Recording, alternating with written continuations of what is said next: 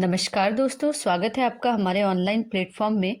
और प्रागैतिहासिक की इस क्लास में आज हम देखेंगे ताम्रपाषाणिक संस्कृति, कैल्कोलिथिक कल्चर या चैल्कोलिथिक कल्चर। और इसको हम कॉपर एज के नाम से भी जानते हैं, कॉपर एज, और ताम्रपाषाण काल के नाम से भी जानते हैं। और यहाँ पे तांबे और पत्थर का यूज सबसे ज़्यादा मात्रा में किया गया है, इसीलिए इसे हम ताम्रपाषाण काल कहते हैं। ठीक है।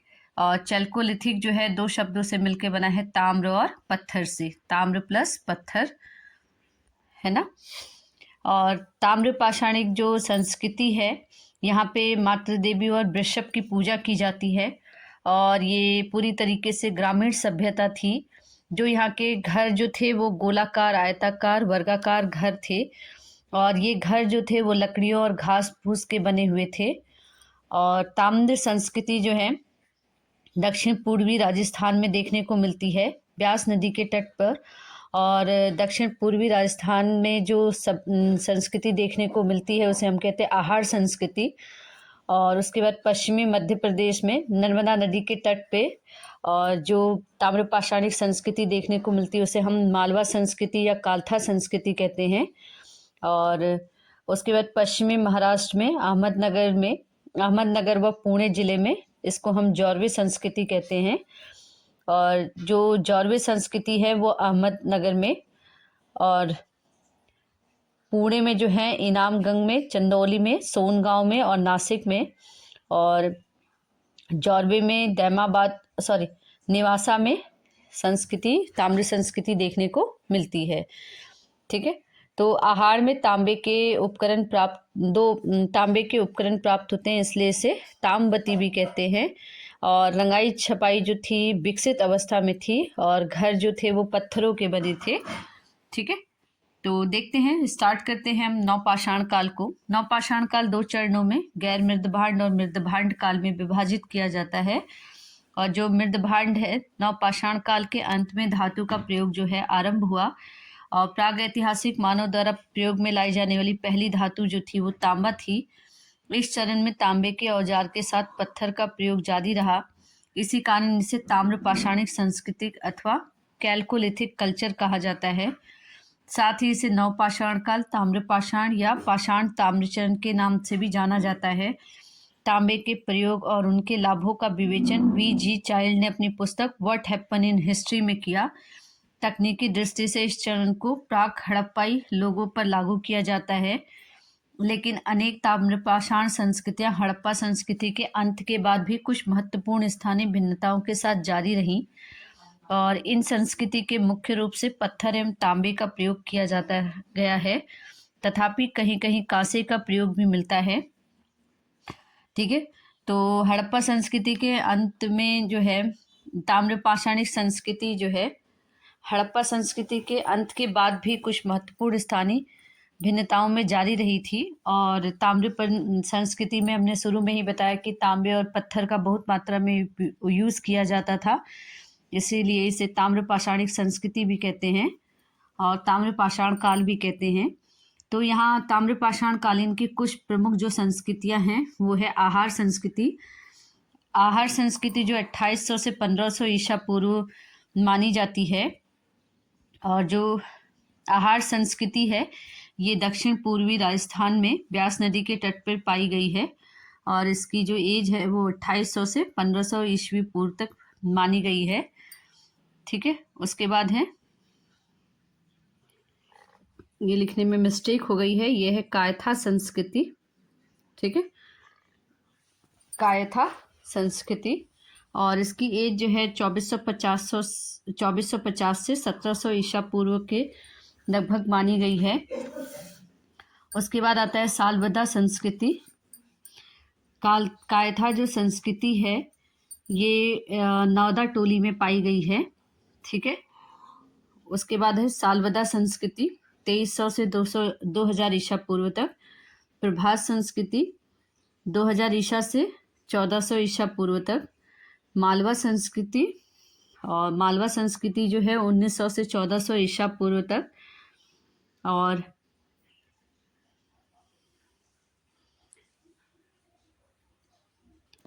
मालवा संस्कृति जो है वो नर्मदा नदी के आसपास वाले क्षेत्रों में विकसित हुई है।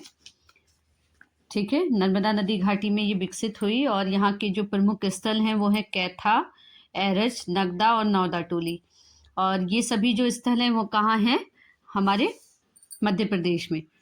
ठीक है, उसके बाद और थोड़ा सा यहाँ पे देखते हैं कि आहार जो संस्कृति है इसका प्राचीन नाम ताम्बती भी था। इसका प्राचीन नाम ताम्बवती। ठीक है, और क्योंकि ये तांबे वाली जगह है और यहाँ पे पत्थर की जगह ज़्यादातर तांबे के औजार यहाँ से मिले हैं आहार संस्कृति से, इसीलिए इसे ताम्बती संस्कृति भी कहते हैं। और यहाँ से काले लाल मृदभांड भी प्राप्त हुए हैं और इन मृदभांडों को सफ़ेद रैखिक चित्रों से सजाया गया है। ठीक है, और जो आहार संस्कृति है ये राजस्थान के आसपास ब्यास नदी के तट पर मिली है। उसके बाद आता है रंगपुर संस्कृति। तो रंगपुर संस्कृति 1700 से 1400 ईसा पूर्व तक, और जौरवे संस्कृति 1500 से 900 ईसा पूर्व तक। और जौरवे संस्कृति के लोग मृतक को अस्थि कलश में रखकर अपने घर की फर्श के अंदर उत्तर दक्षिण स्थिति में क्या करते थे? गाड़ते थे। और कब्र में मिट्टी की हड्डियां और तांबे की कुछ वस्तुएं भी रखते थे ये लोग। और ये लोग ये मानते थे कि परलोक में जाके जो मृतक है इन सब चीज़ों को क्या करेगा? इस्तेमाल करेगा। ठीक है, तो अब जो भी संस्कृतियां हमने देखी इनकी विस्तृत विवेचना करते हैं। तो देखते हैं दक्षिण पूर्व राजस्थान। तो इस क्षेत्र में ताम्रपाषाण संस्कृति को चिनाब नदी के नाम पर बनास नदी के नाम पर बनास संस्कृति की संज्ञा दी गई है। ठीक है, तो राजस्थान के दक्षिण पूर्वी राजस्थान में इस जो संस्कृति है ताम्रपाषाणिक संस्कृति है, बनास नदी के नाम पर इसको बनास संस्कृति भी कहा जाता है। और इस संस्कृति की मुख्य विशेषताओं को दर्शाने वाले स्थल आहार के नाम से इसे आहार संस्कृति भी कहा जाता है। आहार संस्कृति के 3 चरण हैं, ABC। इसके काल क्रमशः है 2580 ईसा पूर्व, 2000 ईसा पूर्व और 1500 ईसा पूर्व निर्धारित किए गए हैं। आहार का प्राचीन नाम ताम्बती अर्थात तांबे वाली जगह है, क्योंकि यहाँ पत्थर की जगह ज़्यादातर तांबे के औजार प्राप्त हुए हैं। यहाँ से काले और लाल मृदभांड भी प्राप्त हुए हैं जिन्हें सफ़ेद रैखिक चित्रों से सजाया गया है। और गोड़ीदार तस्तरियाँ भी प्रचुर मात्रा में प्राप्त हुई हैं। यहाँ से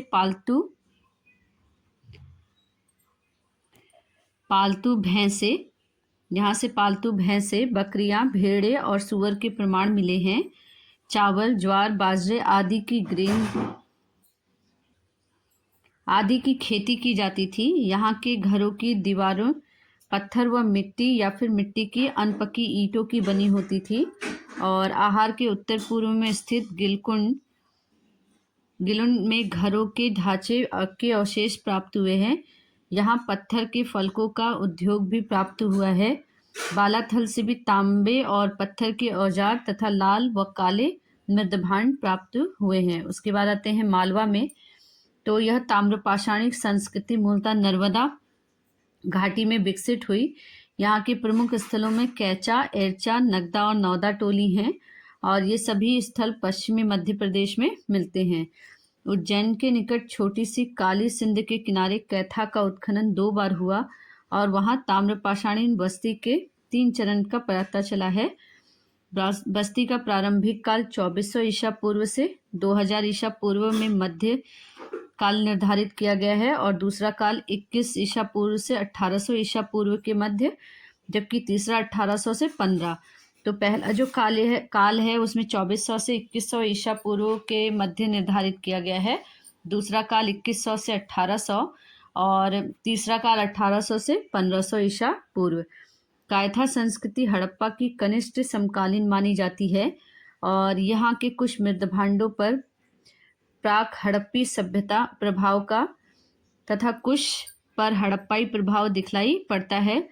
कायथा के घर एक तांबे में 29 कंगन और 2 आदित्य ढंग की कुल्हाड़ियाँ पाई गई हैं। और इसी स्थल में से स्टेराइट और कैमेलियन जैसे उत्खनन पत्थरों की गोलियों के हार के पात्रों में जमा पाए गए हैं। इससे पता चलता है कि इस संस्कृति के लोग अमीर थे। कायथा संस्कृति में कई बस्तियां किलाबंद थी। तो यहाँ पे हड़प्पई, यहाँ पे ताम्र का जो आपकी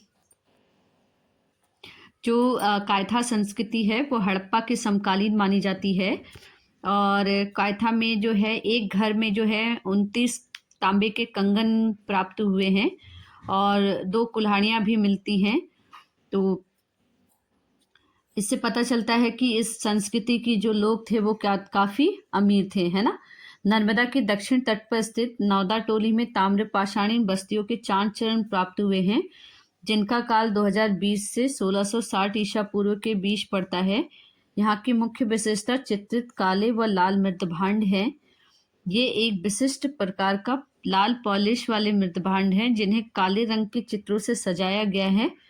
इन्हें मालवा मृदभांड की संज्ञा दी गई है और मालवा मृदभांड के सभी ताम्र पाषाणिक मृदभांडों में सर्वश्रेष्ठ माना जाता है। तो मालवा के जो मृदभांड हैं, जितने भी अभी तक ताम्र पाषाणिक मृदभांड माने गए मिले हैं, उत्खनन में मिले हैं, उनमें सबसे सर्वश्रेष्ठ जो है मालवा के मृदभांड ही हैं। मालवा संस्कृति के लोग कताई बुनाई में भी दक्ष थे, क्योंकि वहाँ चरखे और तकलियाँ भी मिली हैं। मालवा किस्म की ताम्र पाषाणिक संस्कृतियां बेतवा नदी के किनारे एरना और जबलपुर के निकट त्रिपुरी में भी पाई गई हैं। नौदा तोली का उत्खनन दक्कन कॉलेज पूना के प्रोफेसर SD संकालिया ने किया है और यह स्थल इस महाद्वीप का सबसे विस्तृत उत्खनित ताम्र पाषाणीन युगीन ग्राम स्थल है। उसके बाद आता है महाराष्ट्र। महाराष्ट्र के अनेक स्थलों से ताम्र पाषाण युगीन जीवन यापन के साक्ष्य मिले हैं। यहाँ के महत्वपूर्ण स्थल अहमदनगर जिले में स्थित जौरवे, निवासा, दैमाबाद तथा पुणे जिले में चंदोली, सोनगांव, इनामगांव, प्रकाश और नासिक। यहाँ के स्थलों में गोदावरी के तट पर स्थित दैमाबाद सर्वाधिक महत्वपूर्ण है और बड़ा स्थल है, ये दैमाबाद है, ठीक है। यह लगभग 20 हेक्टेयर क्षेत्र में फैला है, जिसमें 4000 लोग रह सकते हैं। यहाँ तांबे के साथ साथ बड़ी संख्या में कौरों की वस्तुएं प्राप्त हुई हैं। कांस्य, ठीक है। यहाँ तांबे के साथ साथ बड़ी संख्या में तांबे की वस्तुएं प्राप्त हुई है। यहाँ से तांबे की 4 प्रमुख वस्तुएं मिली हैं। रथ चलाते हुए मनुष्य, सांड, गैंडे, हाथी की आकृतियां, जिनमें से प्रत्येक ठोस धातु की है। यहाँ से जौ, गेहूं, मसूर, कुल्थी, मटर और कहीं कहीं से चावल प्राप्त हुए हैं। बेर की झुलसी हुई गुठलियां भी मिली हैं और पालतू बनाए गए पशुओं में गाय, बैल, भैंस, भेड़, बकरी, सुअर और घोड़ा शामिल हैं, है ना। मृण्ड मूर्तियों में मातृ देवी के अनेक रूप मिलते हैं। मातृ देवी की एक आकृति सांड की आकृति के साथ जुड़ी हुई मिली है। यह कच्ची मिट्टी की है। यहाँ से बहुत सारे कलश सावधान से प्राप्त हुए हैं। ये कलश घरों के फर्श के नीचे रखे मिले हैं। कुछ अस्थियों से वयस्क एवं बच्चों के दंत क्षरण रोग का तथा शिशुओं में होने वाले स्कर्वी रोग का पता चलता है। काले पॉलिश युक्त या हल्के पांडुरंग वाले मृदभांड इस संस्कृति के अभिलक्षण विशेषताएं हैं।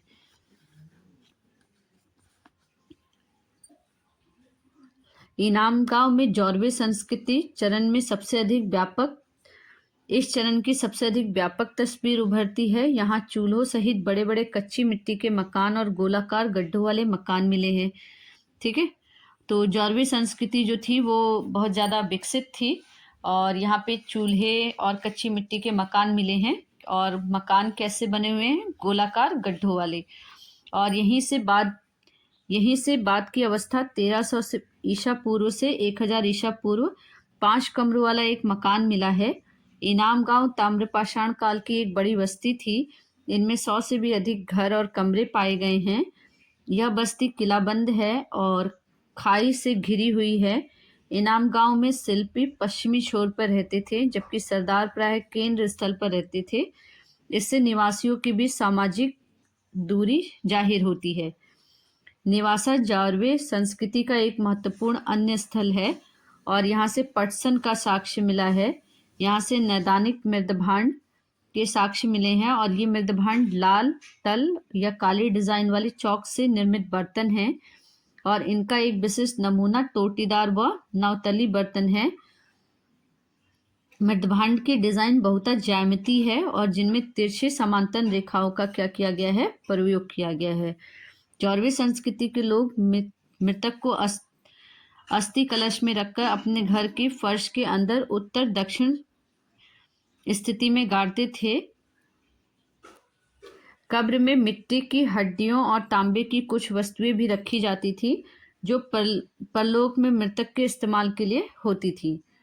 उसके बाद आता है दक्षिण भारत। तो इस क्षेत्र में स्थित ग्राम्य जीवन के आधार पर रेखा पर नवपाषाण संस्कृति से प्राप्त होती है, जिसके परवर्ती चरणों में कुछ ताम्र पाषाणीन तत्वों के संकेत मिलते हैं और यहाँ के प्रमुख स्थल ब्रह्मगिरी, मास्की, पीपलीहल, उतनूर, संगनकल्लू, बयमपल्ली, हेम्मिड़े, नागार्जुन कोंडा, कोड्डेकाल इत्यादि हैं। दक्षिण भारत में के स्वर्ण क्षेत्र का उपयोग इसी काल में हुआ था। खेती की फसलों में बाजरा, चना मिला है और यहाँ कृषक की अपेक्षा चारवाह संस्कृति का अधिक प्रमाण मिलता है। ये लोग अपने मवेशियों को घरों से बाहर बांध देते थे तथा उनमें लकड़ी के डंडों की बाड़ लगा दी जाती थी। बाड़ के भीतर गोबर इकट्ठा होता था और उसे प्रतिवर्ष बाड़ के डंडों के साथ जला दिया जाता था। फलस्वरूप वहां राख का एक टीला बन गया। इन टीलों को भस्म टीले कहा जाता है, एस मॉन्ट्स कहा जाता है।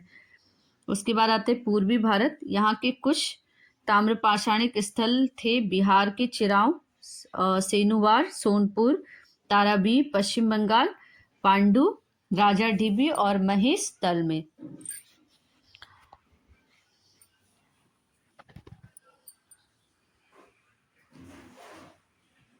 ऊपरी गंगा घाटी और गंगा यमुना का दोआब। तो इलाहाबाद के आसपास के बिंद क्षेत्र में कई ताम्रपाषाणिक स्थल मिले हैं और इमली डी, नरहन, संधौरा और फेराडी विशेष उल्लेखनीय हैं। साईपाई नामक एक स्थल पर एक तलवार और एक मत्स्य भाले का सिरा मिला है जिनका गेरुवर्णी मृदभांड से सीधा संबंध देखा गया है। उसके बाद आता है ताम्रपाषाणिक संस्कृति का महत्व। तो परवर्ती काल में भारतीय संस्कृति के विकास के क्रम में ताम्रपाषाणिक संस्कृतियों का बहुत महत्व है। संपूर्ण भारत में ग्रामीण कृषक समुदायों का गठन इसी काल में हुआ। इसी काल में आधुनिक भारतीय ग्रामीण समाज की नींव पड़ी। आधुनिक कर्मकांड और आचार व्यवहारों का ढांचा भी इसी काल की देन है। इस काल में 100 संस्कार विधियां भिन्न भिन्न थी। महाराष्ट्र में मृतक उत्तर दक्षिण दिशा में रखा जाता था, किंतु दक्षिण भारत में पूर्व पश्चिम दिशा में, पश्चिमी भारत में लगभग संपूर्ण विस्तृत समाधान प्रचलित था, जबकि पूर्वी भारत में आंशिक समाधान फ्रैक्लन वेरियल। इन ताम्रपाषाणिक संस्कृतियों की सबसे प्रमुख विशेषता है उनके विशिष्ट प्रकार के चित्रित मृदभांड। कायथा संस्कृति अपने उन मजबूत लाल लेप वाले मृदभांडों के लिए प्रसिद्ध है जिन पर चॉकलेटी रंग से तरह तरह के चित्र बने हुए हैं। इस संस्कृति की एक अन्य विशेषता है लाल रंग से चित्रित पांडुभीड़। आहार संस्कृति वाले लोग काले लाल रंग के बर्तन बनाते थे जो सफ़ेद डिजाइनों से सजे होते थे। मालवा के बर्तन बनावट में कुछ अनघड़ हैं, लेकिन उन पर मोटा लेप लगा है जिसकी सतह पर लाल या काले रंग से डिजाइन बने हुए हैं। प्रभास और रंगपुर में मिट्टी के बर्तन हड़प्पा संस्कृति से लिए हुए हैं, लेकिन उनकी सतह चमकदार है जिसकी वजह से उनमें चमकीले लाल भांड भी कहा जाता है। जौरवे में भांड लाल व काले रंग से रंजित है, लेकिन उनके लाल धुंधली और खुरदरी है। इन भांडों में साधारण तस्तरियां, टोटीदार कलश, दंडीदार प्याले, साधारण कटोरे, बड़े संचय पात्र और टोटीदार पात्र एवं कटोरे भी शामिल हैं।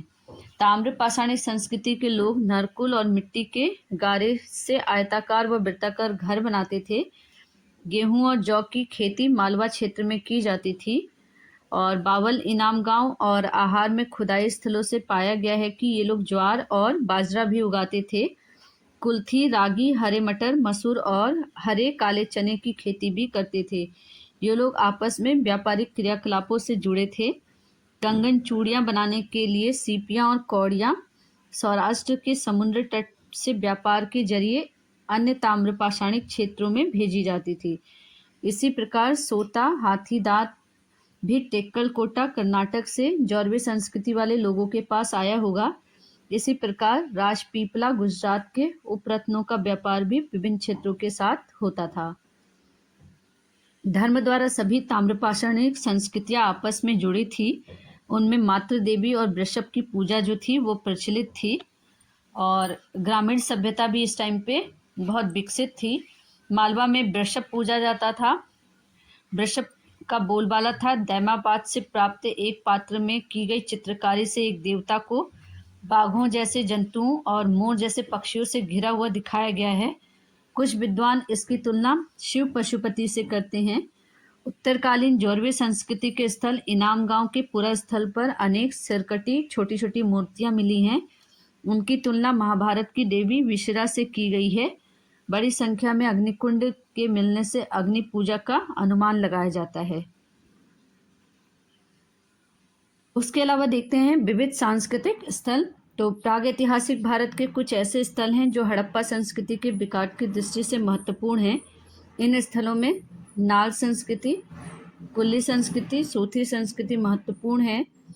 पाकिस्तान के बलूचिस्तान प्रांत में स्थित नाल संस्कृति स्थल की खुदाई 1925 में की गई। यहाँ के घर स्थानीय नदी से प्राप्त गोल पत्थरों या निकटवर्ती पहाड़ियों से काटे गए हैं। विशाल शिलाखंडों से बनाए जाते थे। यहाँ के मृदभांडों में कुछ मुंह सकरा और आधारी तस्तरी नुमा है। इस पर मछली व जंगली बकरी की प्राकृतिक आकृतियां बनी हुई हैं। फेयर सर्विस के अनुसार नाल की बस्तियां जल संग्रहण और संरक्षण की एक कारागार प्रणाली का अनुसरण करती है। कुल्ली संस्कृति कुल्ली की मेही, निंदारी और विधायची सबर से उद्धरित है। वहाँ अनेक कमरों वाले पत्थर पे प्राप्त हुए हैं। नीनोबारी बस्ती के बीच सीढ़ीपार पर्व का एक समूह है और प्रसभांड कुल्ली भांड के प्रकार के हैं। मीड़ की विचित्र मूर्तिकारी और 2 संधो मोहरे भी यहाँ पे मिली हैं। और शहर में यही शहर में एडिथ शहर में भारत की पुरी देखने को मिलती है।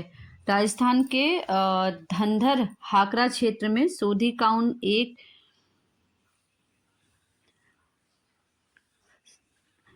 राजस्थान के घाघरा हाकरा क्षेत्र में सोथी का उत्खनन, ये ठीक कर लीजिए, सोथी का उत्खनन A.N. घोष ने 1952 में किया था और इसे उन्होंने सैंधव सभ्यता का ऊपरी स्तर बताया।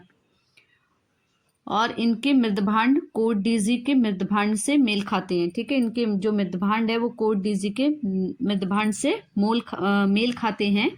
और यह संस्कृति जलीलपुर, हड़प्पा, कालीबंगा, कोनाल, बनवाली आदि में भी देखने को मिली है। वर्तमान में इन्हीं संस्कृतियों को सिंधु सभ्यता का उद्भव माना जाता है। उसके बाद देखते हैं लौह युग। ठीक है, तो लौह युग को देखेंगे थोड़ा सा। तो भारत में ताम्रपाषाण काल के समाप्त होते होते ग्रामीण बस्तियां बस चुकी थी, लेकिन भौतिक संस्कृति में परिवर्तन लोहे के साथ हुआ।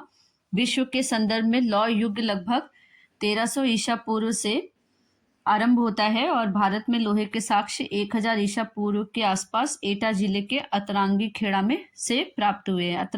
से प्राप्त हुए हैं। ठीक है, तो विश्व में जो लोहे का शुरुआत थी वो 1300 ईस्वी पूर्व से माना जाता है, लेकिन भारत में लोहे के साक्ष्य जो हैं 1000 ईसा पूर्व माना जाता है और एटा जिले के अतरंगी खेड़ा में, है ना। उत्तर भारत में इसके प्रयोग के साक्ष्य गंगा यमुना दोआब और उत्तरी राजस्थान और पंजाब से प्राप्त हुए हैं, जबकि दक्षिण में कर्नाटक के धारवाड़ जिले में 1000 ईसा पूर्व के आसपास लोहे का प्रादुर्भाव हुआ। हाल ही में सोनभद्र भद्र जिले के राजा नल के टीले और स्थलों की खुदाई से पता चला है कि निकटवर्ती क्षेत्र प्राचीन काशी और के वाराणसी जिले में लोहे के इस्तेमाल 1500 ईसा पूर्व से होता है।